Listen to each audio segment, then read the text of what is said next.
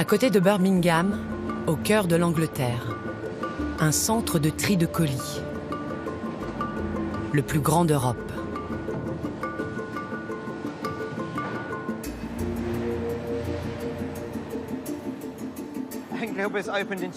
Ce hub a été inauguré en 2015.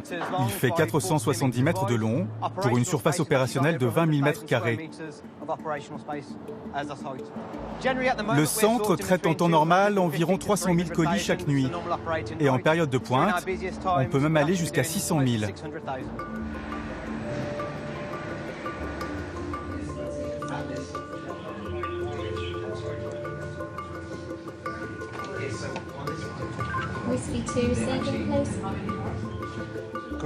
Le groupe La Poste a investi ici 100 millions de livres sterling. Il a été très intelligent de miser sur le secteur du colis il y a déjà longtemps. Donc à mon avis, oui, le groupe La Poste a été visionnaire.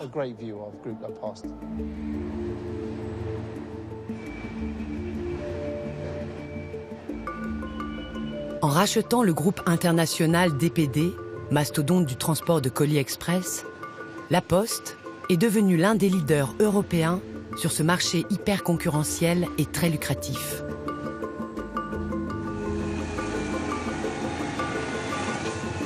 Si elle se transforme et investit de nouveaux secteurs d'activité, il y a une raison, toute simple. Les Français envoient de moins en moins de lettres.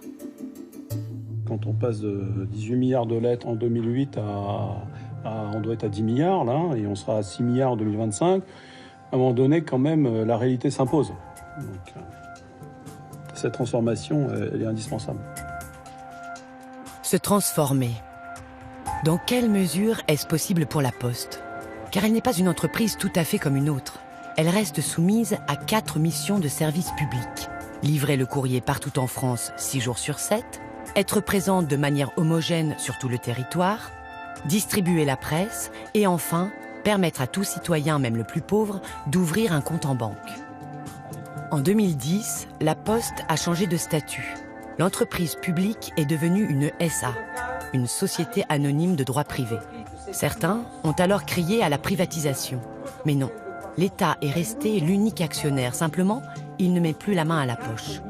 La Poste doit donc se débrouiller pour faire des bénéfices et survivre.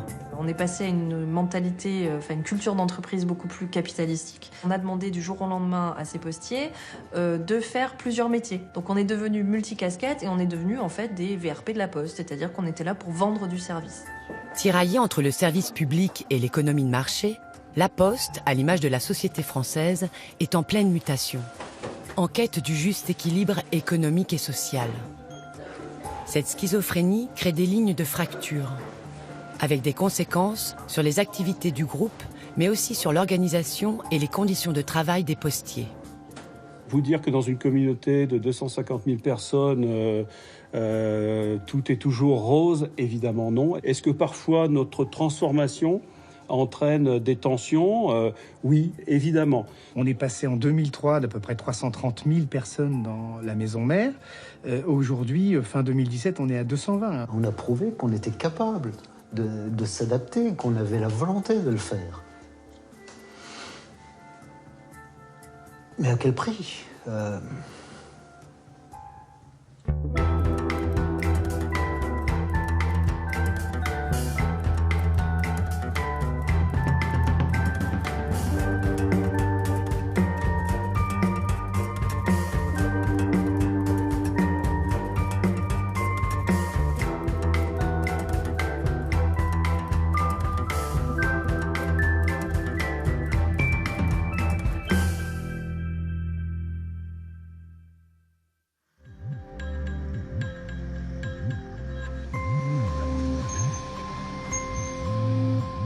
Pour maintenir sa productivité, La Poste décide à la fin des années 2000 d'investir et d'automatiser. Ces centres de tri passent alors de 120 à 33 sur tout le territoire. Moins de centres, moins de main-d'œuvre, plus de machines. Le refrain est connu. Ici, on traite environ 6 à 8 millions de plis par jour qui rentrent et qui sortent. ce petit joujou là de 30 mètres de long, c'est capable de trier 40 000 plis à l'heure. Donc vous voyez, 40 000 lettres à l'heure, ça tourne très très très vite.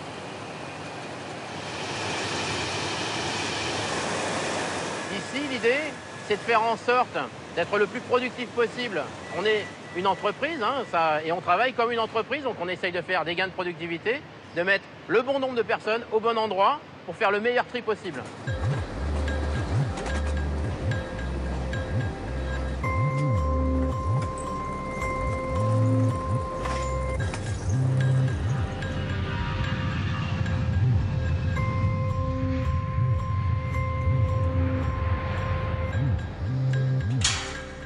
Malgré l'arrivée massive des machines, au bout de la chaîne, rien ne remplace la main de l'homme.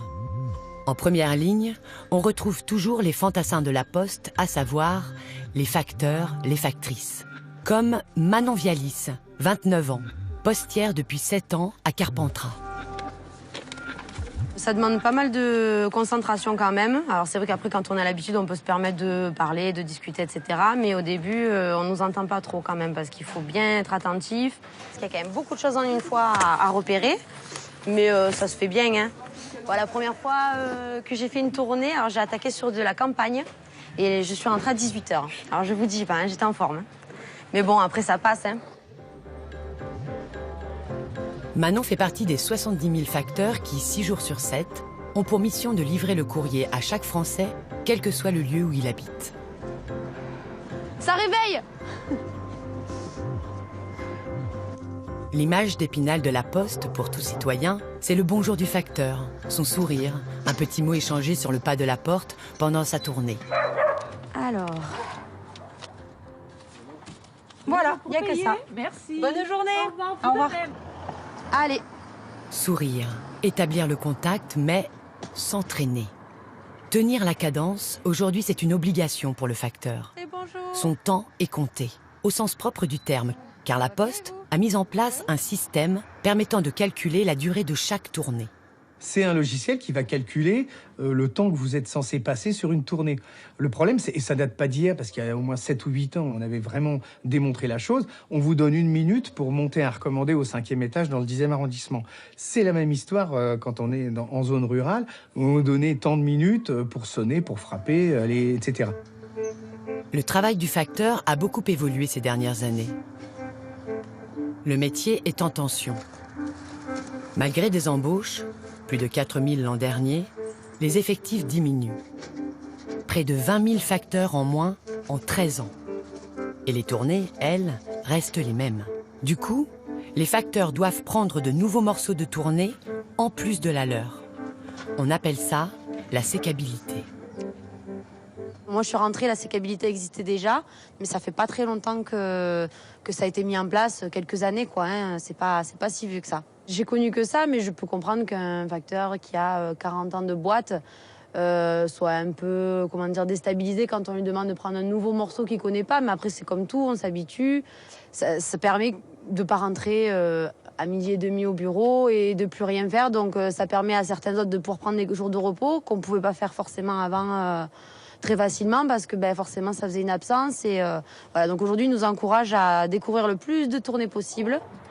C'est reparti par cette rue. Environ tous les 24 mois, nous réorganisons les tournées. Tout simplement parce que compte tenu de la baisse des volumes du courrier, au bout de 24 mois, vous avez 15% de lettres en moins et peut-être quelques pourcents de colis en plus. Donc si on ne réorganisait pas, au bout d'un moment, on aurait un problème de charge de travail, on aurait un problème d'organisation. Donc c'est absolument nécessaire de revoir les tournées. Donc nous avons ce rythme de 24 mois de réorganisation des tournées qui nous semble équilibré, en sachant qu'une organisation prend plusieurs mois d'études et de dialogue à chaque fois. Réorganisation, un mot clé dans le fonctionnement du groupe. Un mot qui crispe les relations entre la direction et une partie des syndicats. Si à Carpentras on a résolu l'équation de la sécabilité, il n'en va pas de même partout, semble-t-il. Certains centres de distribution peinent à trouver l'équilibre autour de la charge de travail. Dans le sud des Ardennes, une enquête interne suivis de l'audit d'un cabinet d'expertise, ont alerté sur les conditions de travail des facteurs. Il y a eu un constat de la Poste qui reconnaissait qu'il y avait à peu près les 3/4 des tournées qui étaient en dépassement. Donc il y avait une charge de travail supplémentaire. Les collègues déclaraient avoir mal au dos. Il y en a qui venaient travailler avec la boule au ventre. Il y en a qui étaient sous antidépresseurs. Il y en a qui perdaient le sommeil. Le stress était présent dans la bouche de quasiment tout le monde, quoi. C'était un stress omniprésent. On en arrive dans le département à avoir plus de 33 jours d'absentéisme par agent. Les cadences imposées par la Poste font que les jeunes postiers qui travailleront ou qui sont rentrés à la Poste il y a 15-20 ans finiront inaptes, mais à 100%. C'est sûr. Les facteurs vont être usés, mais alors d'une façon extrême. Devant le mécontentement qui montait, un accord a été trouvé l'an dernier avec les syndicats. Mais au-delà de ces aménagements, le métier vit une révolution. Car si la sacoche du facteur s'allège en courrier, elle s'alourdit en nouveaux services, en prestations, comme on dit dans le landerneau postal. Les prestations, en fait, c'est un nouveau service que la Poste a développé depuis quelques mois ou quelques années maintenant. Et ça peut être un peu, entre guillemets, pas tout et n'importe quoi, mais par exemple, on a eu une grosse campagne cette année, vous avez le vaccin de la grippe, profitez-en, faites-le. Ça peut être aussi des imprimés publicitaires, comme par exemple la marque Damar, on a beaucoup de prestations de Damar. Donc on doit pareil, sonner chez le client, lui remettre le catalogue ou le prospectus en main propre. Et je crois qu'il nous avait expliqué que quand on le remettait en main propre, il y avait un taux d'achat beaucoup plus élevé que quand on le remet simplement dans la boîte aux lettres. Donc ça peut être pour des entreprises qui souhaitent vendre plus, mais aussi pour la CPAM, pour le vaccin, ça peut être assez varié. Ça fait partie du boulot d'aujourd'hui. La Poste, elle change parce qu'on a de moins en moins de courriers, donc il faut aussi trouver des nouvelles choses à faire pour le facteur. Donc c'est plus moderne. C'est vrai que c'est pas la distribution classique des courriers, mais on peut être amené à aller installer le câble chez une personne âgée. Donc on trouve des choses pour occuper le facteur. Hop. Le facteur moderne est né et il est multicasquette.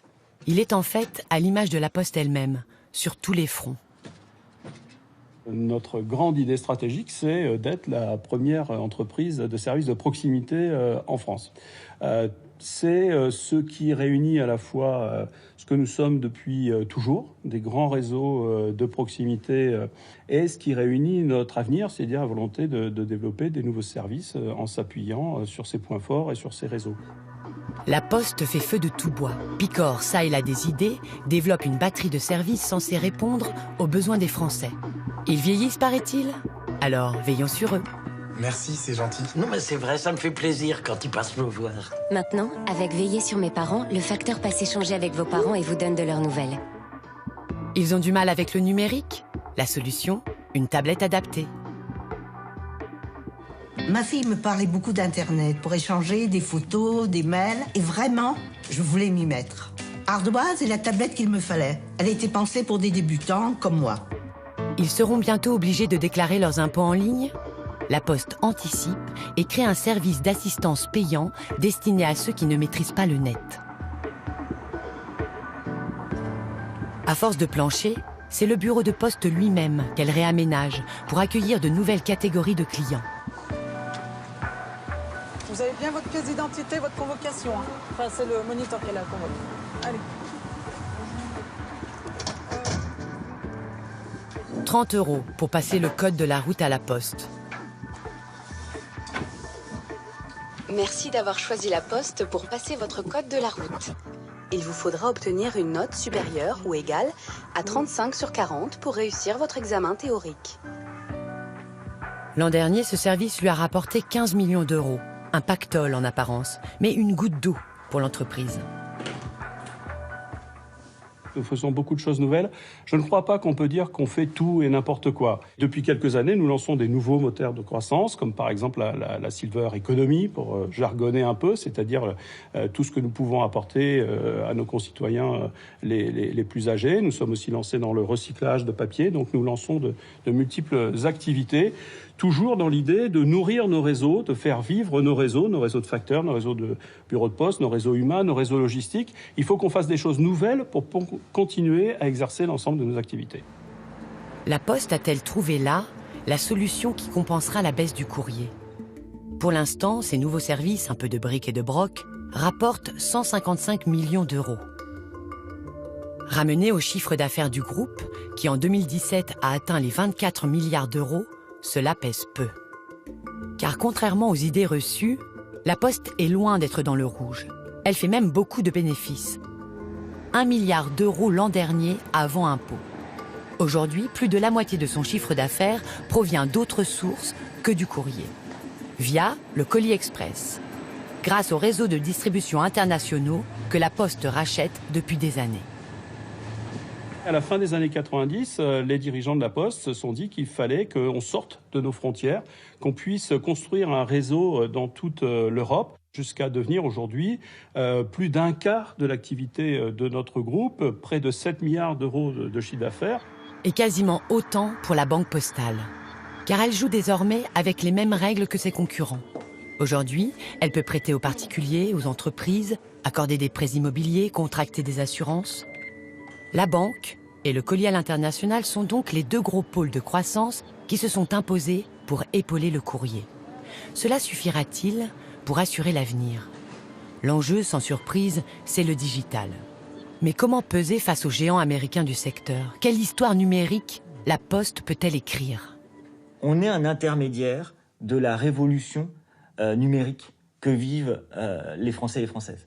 C'est nous qui portons aussi cette révolution-là. C'est-à-dire que leurs habitudes évoluent et nous, on évolue avec eux.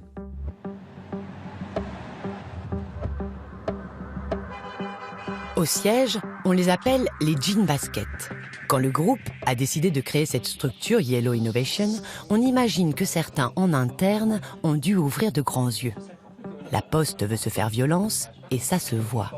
Pour bousculer ses habitudes, elle a débauché un jeune cadre en vue dans le milieu du design et de la communication numérique. Ici, vous êtes sur le plateau projet de Yellow et vous remarquerez que voilà, il y a plein de petites tables par-ci par-là. Chacune des tables correspond en gros à un projet. Tout le monde est mélangé autour d'une table, c'est-à-dire que là, vous allez à peu près pas faire la différence, mais autour d'une même table, il y a à la fois des gens qui font du code, il y a à la fois des gens qui font du design. On aime bien se qualifier de startup studio. On va jusqu'au bout de la création d'un nouveau business. Et on prend le sujet de A à Z.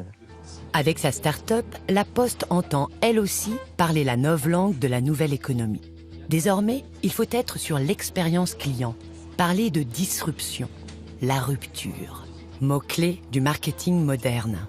La rupture, ça veut dire travailler sur des nouveaux services, sur des nouvelles formes de business qu'on n'imagine pas être finalement dans l'ADN de la Poste. Il faut qu'on travaille sur la meilleure expérience possible en un minimum de temps qui est 4 mois.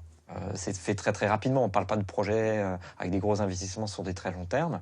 On parle de petits tests qu'on fait directement sur le marché. Et ensuite, la décision de l'industrialiser ou pas, du coup, devient beaucoup plus simple. Et donc, du coup, effectivement, il y a des choses qu'on peut arrêter sans aucun complexe. Parce que c'est simplement du test. Test comme ce vélo électrique, imaginé non pas pour les facteurs, mais bien pour les clients. Le but ?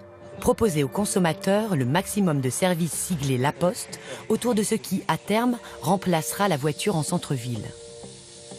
En attendant, la start-up de La Poste a un nouveau prototype à commercialiser d'urgence d'ici la fin de l'année, un objet sur lequel le groupe communique beaucoup dans les salons, il s'appelle Monimals. C'est en fait la version numérique de la bonne vieille tirelire en porcelaine. Elle a été développée pour la Banque Postale, selon le cahier des charges, en 4 mois. Donc là, il y a déjà 17,10 € dans la tirelire. Et après, il y a le compte également épargne, 339 €. Donc ça constitue l'épargne globale de l'enfant.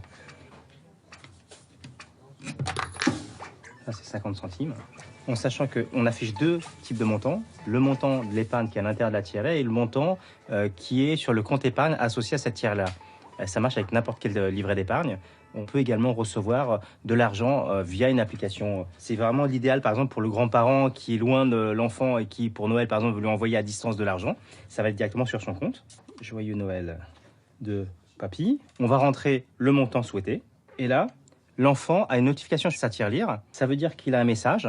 Il suffit juste de toucher sa tirelire et comme ça, il va voir son message.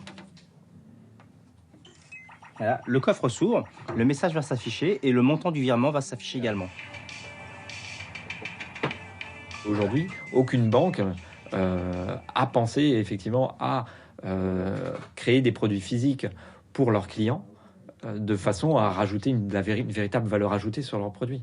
Pour l'ouverture d'un livret A, si lors d'une ouverture d'un livret A, au lieu qu'on dise simplement ben voilà, on te met 80 € sur ton compte, si on se dit tiens, il y a un petit animal sympa, un petit compagnon de jeu à l'ouverture, globalement le produit a beaucoup plus de valeur pour l'enfant que simplement l'ouverture d'un livret A. Yellow Innovation, c'est un aiguillon pour la Poste, un laboratoire. Mais la stratégie numérique globale, elle, se décide bel et bien au siège. Et il y a gros à jouer car la Poste dispose d'une plus-value unique à exploiter, un contrat de confiance implicite avec les Français. Il faut savoir quelque chose que tout le monde ne sait pas, c'est que les postières et les postiers prêtent serment sur quelque chose qui est assez fondateur à la Poste, qui est le secret des correspondances. Quand quelqu'un dit c'est le facteur, ça ouvre assez vite. Même si c'est pour des mauvaises nouvelles, les gens ils ouvrent. C'est un recommandé, c'est un colis, c'est n'importe quoi, ça ouvre. Et l'important c'est que, alors vous me direz, ils ouvrent peut-être aussi un livreur de pizza, sauf que la différence c'est que le facteur, il y a un aspect tiers de confiance. Vous êtes certain que le facteur, il n'a pas regardé dans votre colis, il n'a pas regardé dans votre courrier, c'est un messager, on va dire ça comme ça. Comme nous sommes le tiers de confiance dans les échanges écrits, dans les correspondances, nous entendons devenir le tiers de confiance dans les échanges électroniques, que ce soit ceux liés au e-commerce ou ceux liés à l'échange de data, de données ou à la vérification de l'identité. Ce rôle de tiers de confiance, il y a un endroit dans lequel il est encore plus important probablement que tous les autres, qui est la santé. On voit bien que une des façons, et moi je pense la seule, d'aller développer véritablement des applications de santé pour les gens, c'est de les mettre en maîtrise de leurs informations et de ce qu'ils font de leurs données de santé. La santé. Actuellement, c'est l'un des enjeux de l'électronique grand public. Toutes les entreprises du numérique s'y sont mises. La Poste aussi. Elle vient de lancer son application sur le marché. L'idée, c'est de mettre en lien le patient et le médecin pour créer ce qui pourrait devenir un jour le carnet de santé des Français. Cet oxymètre, cet objet connecté qui permet de mesurer mon niveau d'oxygène dans le sang et mon activité cardiaque, ça fonctionne très simplement. Une fois que j'ai l'information qui apparaît, elle est synchronisée automatiquement avec mon carnet de santé.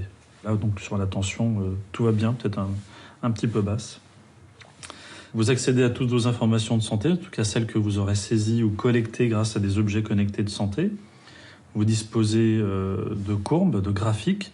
On peut faire du suivi à distance, post-opératoire, en ambulatoire, suivi de maladies chroniques, etc., etc.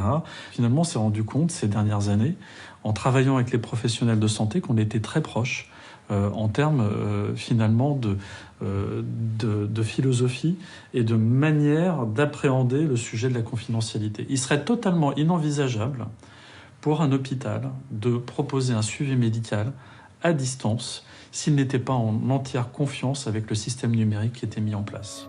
Pour la Poste, l'occasion est historique. En matière de secret médical, l'argument peut faire mouche auprès des 67 millions de Français, peut-être plus enclins à faire confiance à la Poste qu'à Google. Le groupe est aujourd'hui dans un entre-deux. Il voudrait faire de l'argent, mais sans se renier, ni dévaluer son image sociale. Résultat, des services hétéroclites, voire antinomiques, coexistent parfois dans les mêmes bâtiments. Un des meilleurs exemples se trouve au cœur de la Banque Postale. Je vous écoute, madame. Mais vous étiez à découvert de combien sur votre compte? 751. Tous vos revenus sont partis dans le découvert et le compte ne peut pas repasser créditeur. Vous avez vu là ce qui va vous être prélevé à la fin du mois? Là, aujourd'hui, entre le loyer et le gaz, vous en devez pour un peu plus de 4 000 €. Prenez tout de suite rendez-vous avec une assistante sociale et réfléchissez à la possibilité d'un dossier de surendettement. Vous me tenez au courant? Vous me rappelez? Créé il y a 5 ans, l'appui est destiné aux clients de la Banque Postale en grande difficulté financière.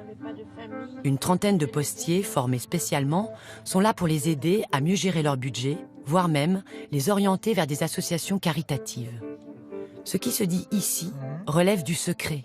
L'appui s'engage à ne livrer aucune information au service commercial de la Banque Postale. Donc clairement, il y a 4 mois, vous avez eu 7 500 € et aujourd'hui, vous n'avez plus cette somme.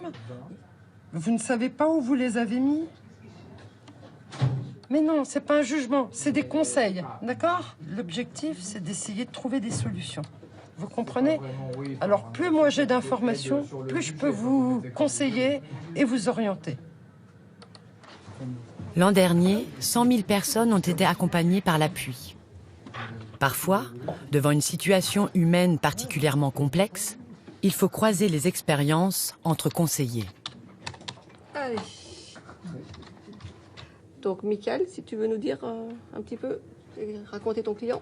C'est une personne, ancien médecin en profession libérale qui est parti en pension d'invalidité. On a un reste pour vivre qui avoisine les 4 000 € par mois, mais cette personne a un souci, on va dire, d'addiction aux jeux en ligne. Donc, on était aussi sur une carte à débit différé avec des montants qui sont pas loin de 15 000 € sur le dernier mois. Donc en préconisation, là le compte il est à moins 3 200 €. Le problème c'est que lui faire comprendre que gérer son budget avec un reste pour vivre qu'elle a, normalement ça devrait tenir, mais elle n'arrive pas à se défaire de l'addiction. Donc en tant qu'ancien médecin, en plus elle est dans le déni. Et en plus c'est quelqu'un normalement qui habite sur Paris, là qui est actuellement en vacances, donc on voit avec les retraits sur Biarritz. Tu prends le relevé de compte octobre, novembre, décembre, tu n'as que du jeu sur Internet. Et avec quand même 200 € à chaque fois, 100 €, 200 €, 400 €, avec même 1200 la même journée. Là, elle va se faire supprimer sa carte bleue, c'est ce qui va lui arriver là. C'est pour une utilisation abusive, elle va se retrouver fichée, c'est pas forcément plus intéressant pour elle. Je pense que il faut la rappeler, lui expliquer voilà, ce qui peut arriver assez rapidement à mon avis. Ouais. Voilà, donc pas simple, pas facile. Il n'y a pas de solution miracle. À l'appui, on est au cœur de la mission de service public.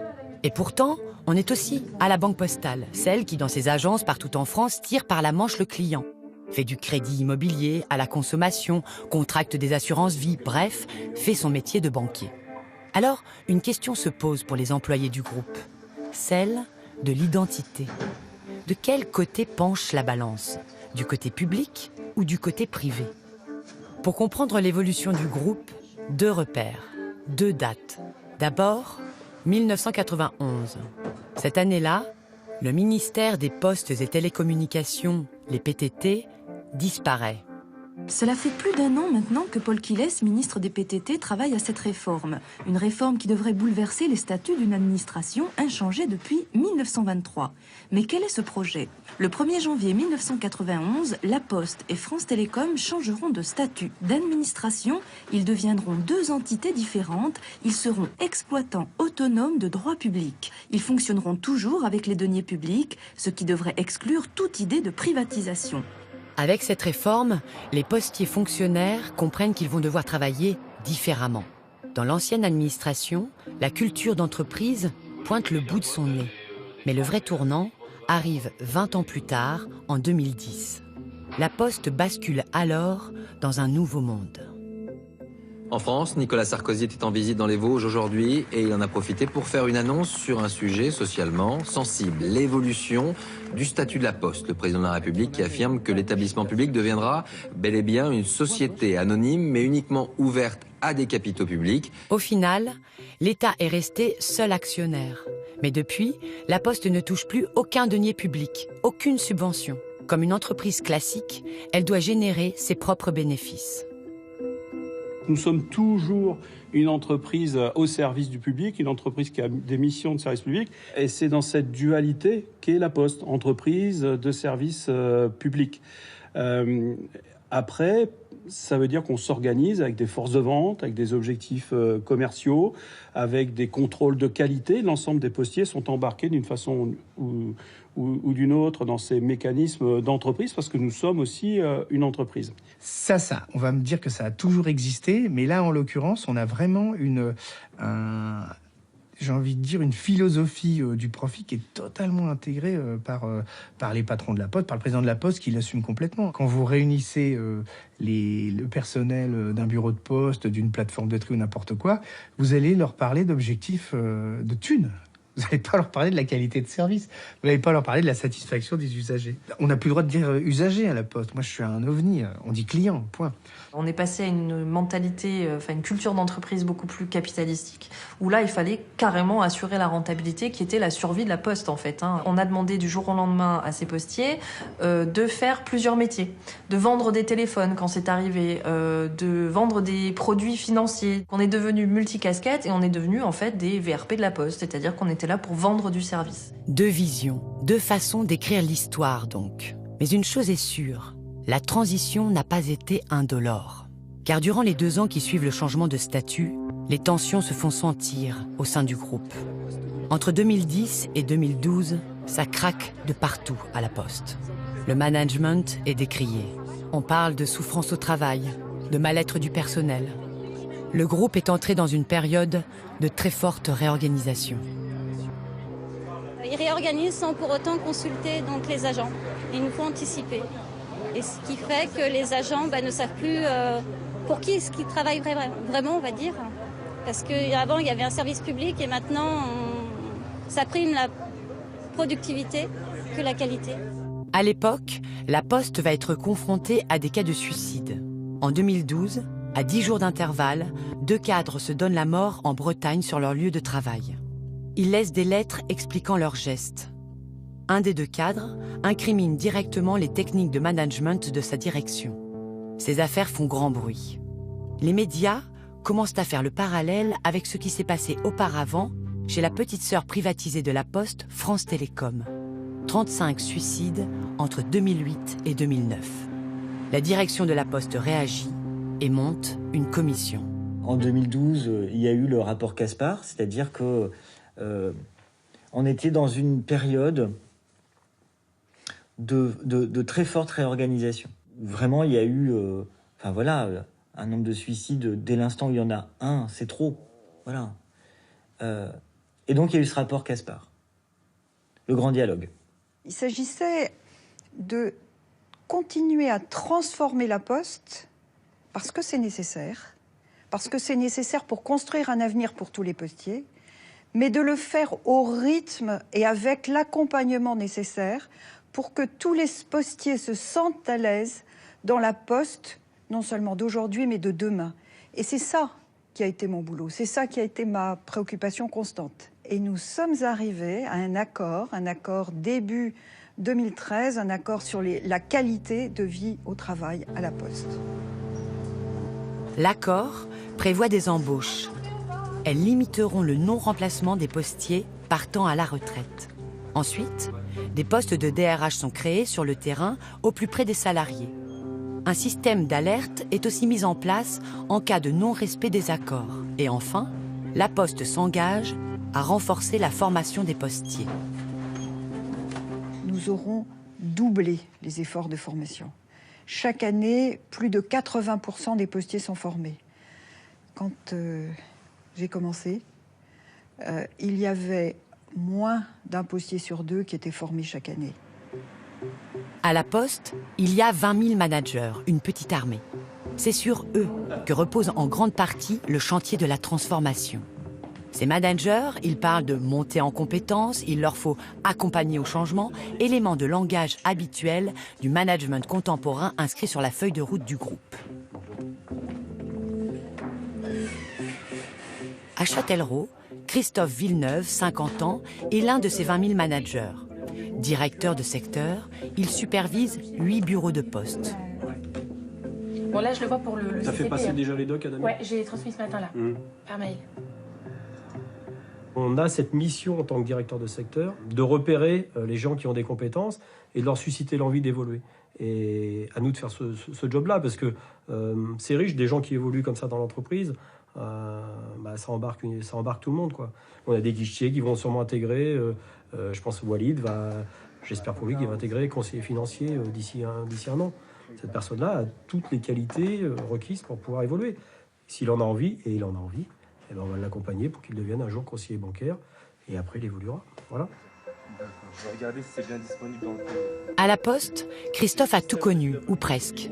C'est la belle histoire d'une carrière évolutive. Il y a 18 ans, il était facteur. Comme on dirait dans le jargon managérial, un parcours gagnant-gagnant. Moi, j'arrête la faculté, je pars à l'armée. Qu'est-ce que je vais faire de ma vie? Papa dit, passe un concours, tu seras fonctionnaire, au moins tu auras une garantie de job à vie, entre guillemets, quoi. Mais c'est là que, je suis rentré à la Poste, moi. Je ne suis pas rentré banquier. Moi, aujourd'hui, je suis l'exemple de la promotion interne.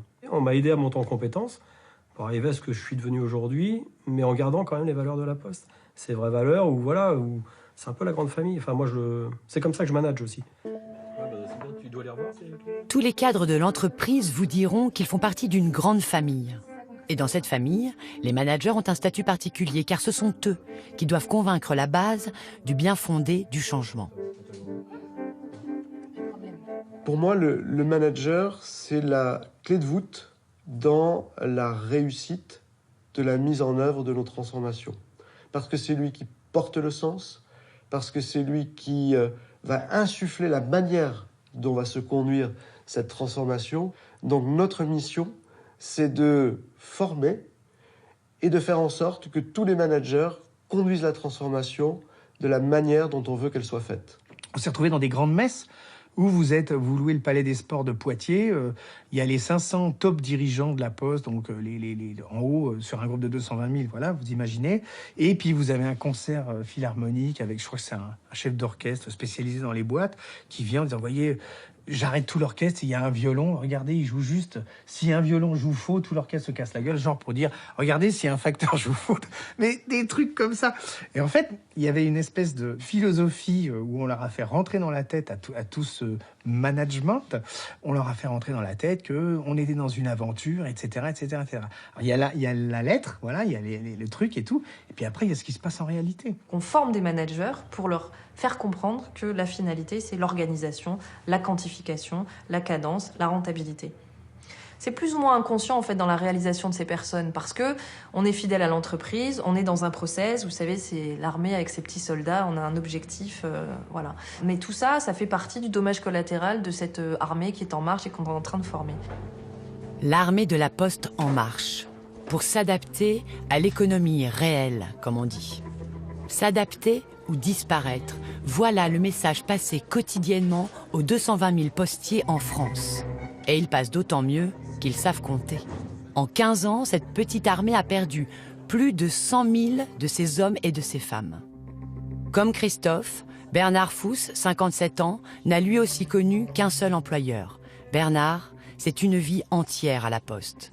Un fonctionnaire à l'ancienne, consciencieux, pour qui le service public n'est pas un vain mot. Il n'est jamais devenu cadre. Il s'est arrêté à la marche juste en dessous. Dans Lyon, il travaillait comme comptable, dans le même bureau de poste que sa femme Christine. Bernard a très mal vécu l'évolution du groupe. Il fait partie des employés qui ont perdu le sens de leur mission, ceux pour qui le terme d'accompagnement au changement a sonné creux. On a prouvé qu'on était capable de s'adapter, qu'on avait la volonté de le faire. Mais à quel prix?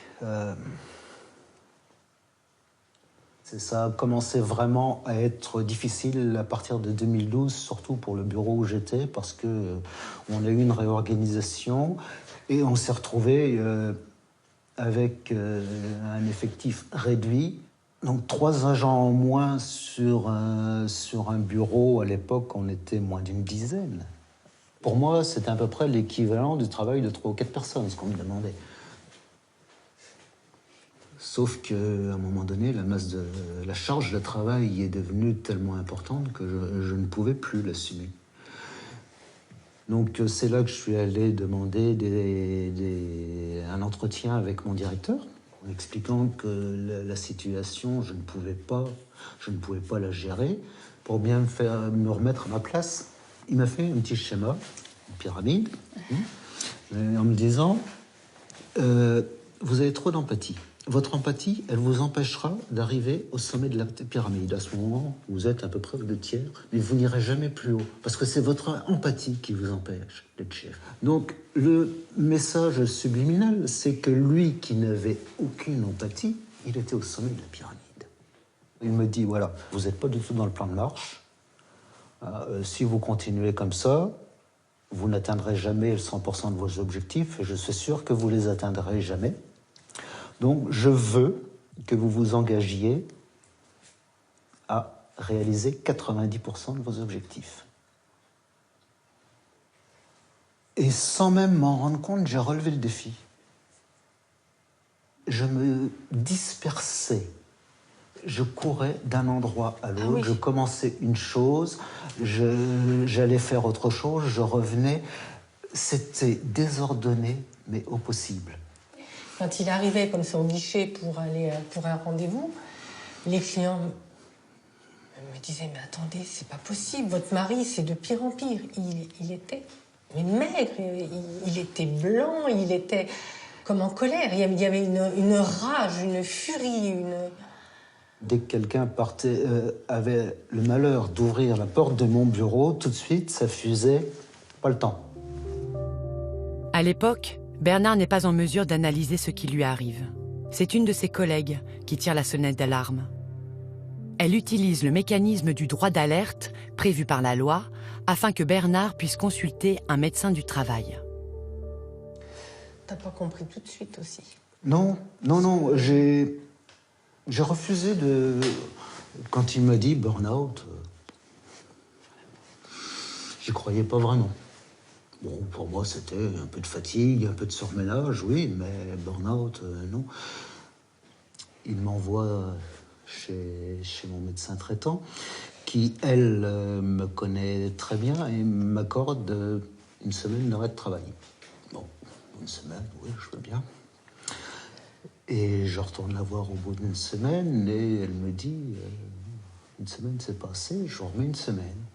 Je sentais que j'en avais besoin, que j'étais pas en état de reprendre. Et en sortant du cabinet, j'appelle le directeur adjoint et je lui dis écoute, je suis désolé, hein, voilà, mon arrêt de travail est prolongé, il va falloir encore vous passer de moi pendant une semaine. Et il me dit écoute, de toute façon, repose-toi. T'en as bien besoin parce que je ne te dis pas ce qui t'attend quand tu vas reprendre. Et là, il y a eu une connexion qui s'est faite. Burn-out et que ce serait pire quand j'allais reprendre. Et j'ai eu une vision qui s'est imposée comme ça, c'est qu'il me tendait la corde pour me pendre. C'est-à-dire que ce que j'avais vécu, ce serait pire quand j'allais revenir. C'est là que je pense que j'ai pris conscience de ce à quoi j'avais échappé et que j'étais pas au bout de mon calvaire. Depuis 3 ans, Bernard est en arrêt maladie. Il souffre d'un syndrome anxieux-dépressif. Pour la Poste, cela n'est pas lié à ses conditions de travail.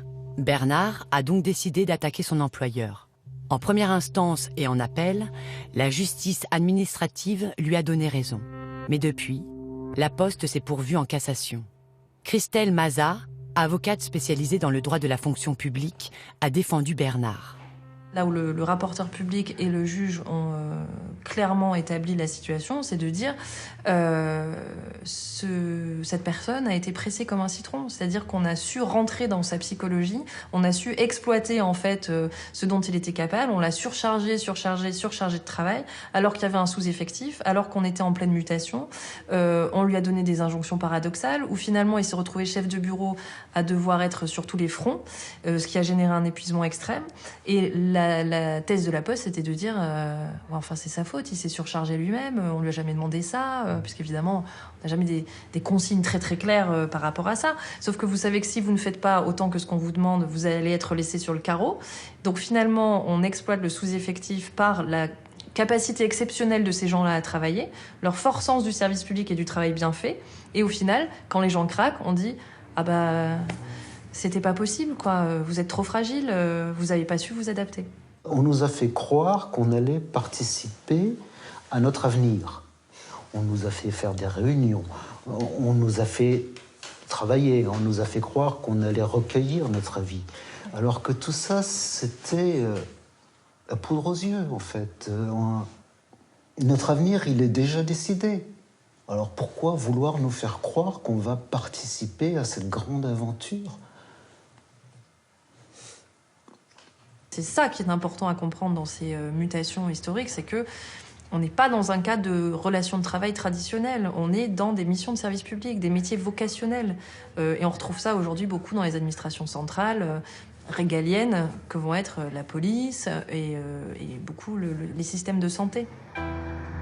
À l'image de tout le service public français, la Poste est au cœur d'une transformation globale de la société.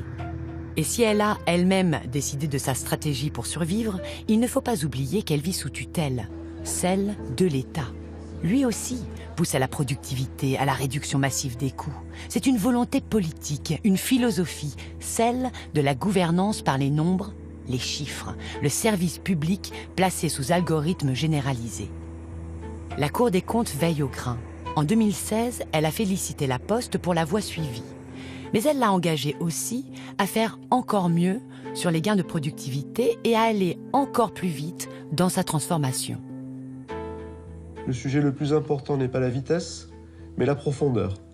Ce qui est important de comprendre dans notre transformation, c'est cette profondeur, c'est-à-dire à quel point nos métiers vont changer dans les années à venir. Et donc il faut prendre en considération la capacité du corps social à gérer dans le temps cette transformation. En fait, il y a une disposition dans le Code du travail qui régit donc tous les risques psychosociaux. En matière de cadence au travail, il faut adapter le travail à l'homme et pas l'homme au travail. Et ce qui est terrible, c'est que dans la société La Poste, mais comme dans beaucoup de restructurations aussi dans le service public, on exige de l'agent de s'adapter au changement. Dans 5 ans, dans 10 ans, les Français reconnaîtront-ils encore leur poste et leurs postiers ? Les liens forts tissés au fil du temps avec les citoyens, survivront-ils à la transformation du groupe et sur le territoire? En cherchant toujours à faire des économies, comment la Poste réussira-t-elle à rester présente partout pour assurer ses missions de service public ?